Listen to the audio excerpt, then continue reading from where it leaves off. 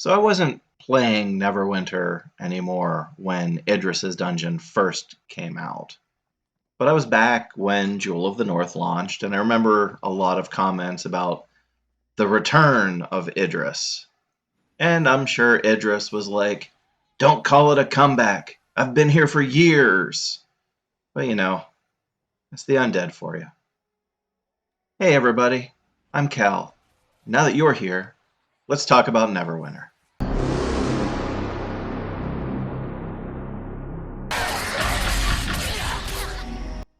So your plucky adventurer has knocked his way through like a half dozen different Barrow graves. And all that's left is the last Barrow. And then all that's left after that is probably the biggest dungeon in the leveling campaign. So what does that mean? It means a whole lot of zombies, some spiders, and a bunch of Shadar-Kai. If that sounds like I'm a little less than enthused about this part of the game, well, I guess I kind of have to admit, they removed a lot of content from Ebon Downs that gave variety and kept a lot of content that was just Barrow, Barrow, Barrow, Barrow, and then another Barrow. And while this dungeon varies it up a little bit. I mean, look, we're standing in water. We had some doors to open. There's a little offshoot to the side and some things to climb up and a treasure chest. And hey, this one has 3 crystals, not just one. You put all that together, it's still kind of just another Barrow. When I'm looking for things to love about this part of Ebon Downs, what really stands out to me is little things like this side passage. Neverwinter has a real lack of side passages that don't feel like a waste of time these days. It used to be if you found a side passage, you could go and explore, and maybe down that side passage would be something like a race quest, or a class quest, or some sort of special MacGuffin. But these days, it's probably going to be a skill node or a treasure chest, and all the skill nodes and all the treasure chests are going to have level appropriate things that draw from the same treasure table. And so exploring down those side passages just doesn't hold the level of mystery and excitement that it used to. I'd also point out this room just because I like the way you can see the ceiling and the floor, and the kind of got an earthen floor. It almost looks like sand dunes as you're fighting your way across. But as a friend of mine likes to say, I feel like I'm damning it with faint praise, because that's really not something to hang your hat on. I think a lot of the problem here is that because of the things that were removed and because of the things that remain, unlike Velosk, unlike Neverdeath and the Sleeping Dragon Bridge, what exists today of Ebon Downs slumps in the middle. It's got a cool ending with Idris. It's got a solid beginning. And here, this fight with the 3rd crystal, when the last of the Barrow Lords arrives, this is kind of where it starts to pick up just a little bit again. It's a really cool fight. It's a really cool location. It looks different. But up until this combat right here, you've done the same thing so many times that it really does start to drag a little bit. Good news is what comes next is a really cool, really creative dungeon that you get to explore, and it really delves into the Shadar-Kai, what's going on with the Ebon Downs, and this historical tyrant named Idris, which is really cool. You can tell right from the start with this final quest that things are kicking up into a different gear. Soul Hearth gives you what you need to go and create this bridge that you can walk across. Visually, it looks a lot like the bridge in that first dungeon in Neverdeath. But story-wise, you can tell this is taking you into a place that you haven't gone before.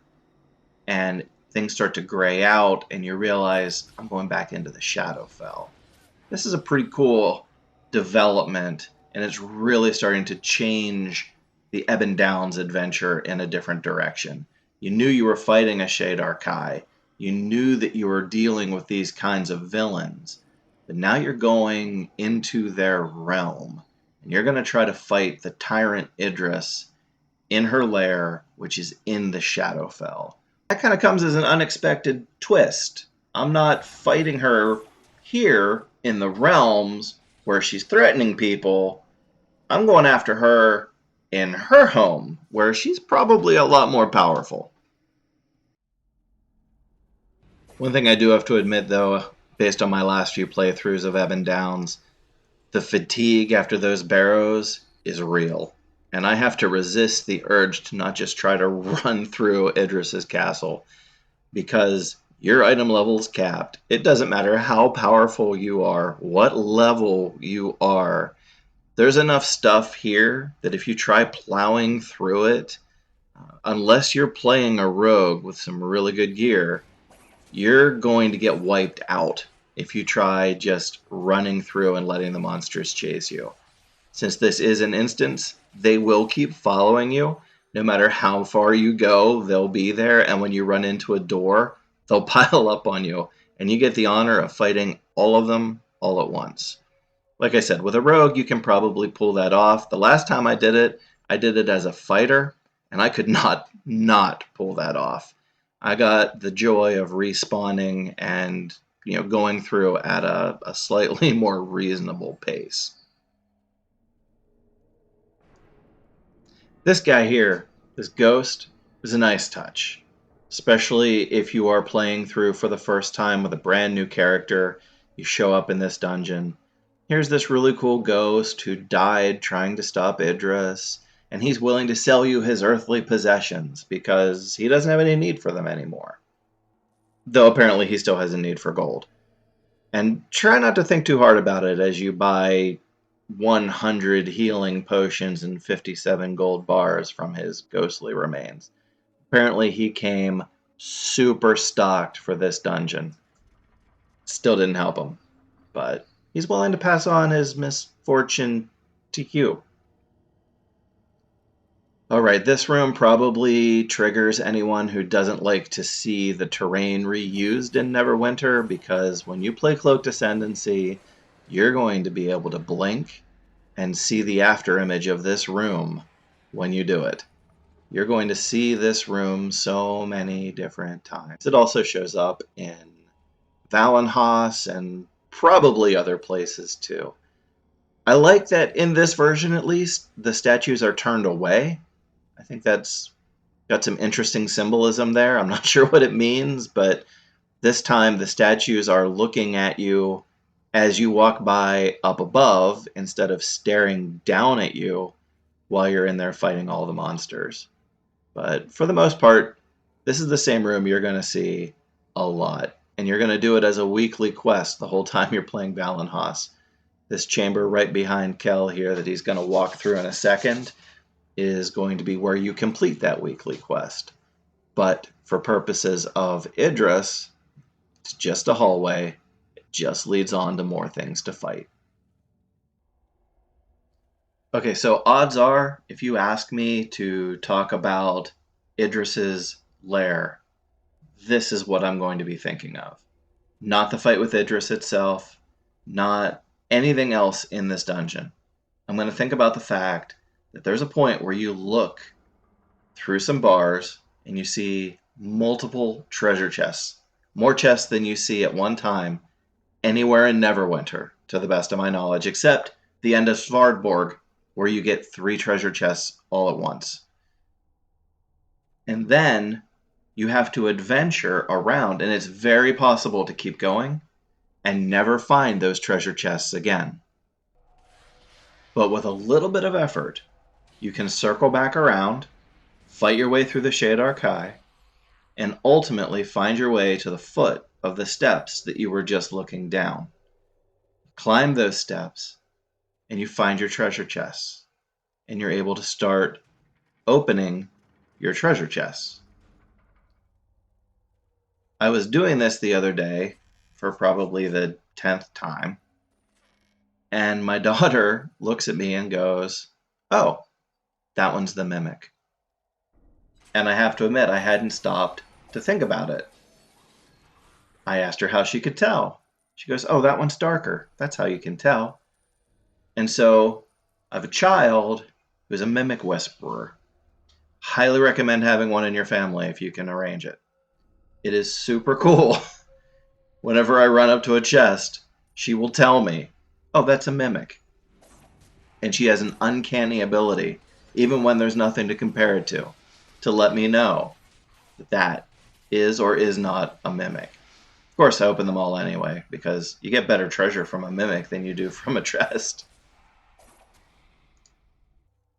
And here we are at the first of the crazy stone bridges in Idris's lair. And as we learned from Velosk, you can tell the power of an evil overlord by the number of crazy stone bridges between you and where they are hiding.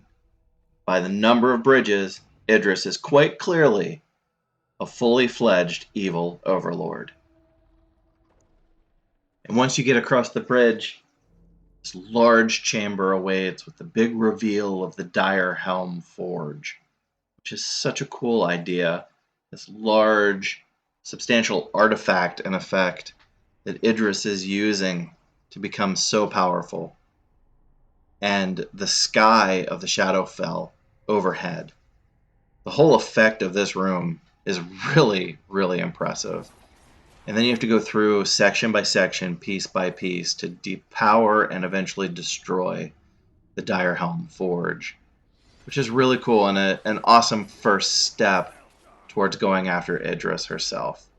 It's neat that you don't just fight your way through the castle and then defeat Idris. There's a secondary goal that you have to take care of on your way that really adds an element of accomplishment when you're done here.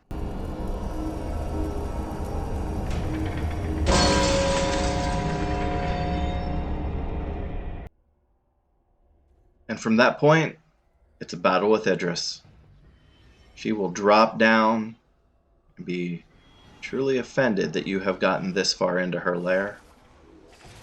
You fight her, you defeat her, you pick up her ring that could really use a glow up by the standards of the game as it currently stands. Pretty much leveling gear is going to be better than this ring at this point. It's a shame because defeating Idris really does feel significant. And it really feels undercut by the quality of the ring that you get when you defeat her. It was a real opportunity to make this part of the leveling campaign really feel like a milestone by turning that ring that's already in the game and only drops from this one location something really special. I really wish they would rethink the decision to leave it the way it is. But after that, it's back to Soulhearth, and Soulhearth sends you back to Nox, and you have once again saved another region of the Forgotten Realms from the forces of evil. I hope you've enjoyed what you've seen here today. If you did, please consider liking and subscribing. Drop us a comment down below. Love to hear what you think, and we look forward to seeing you next time when we talk about Neverwinter.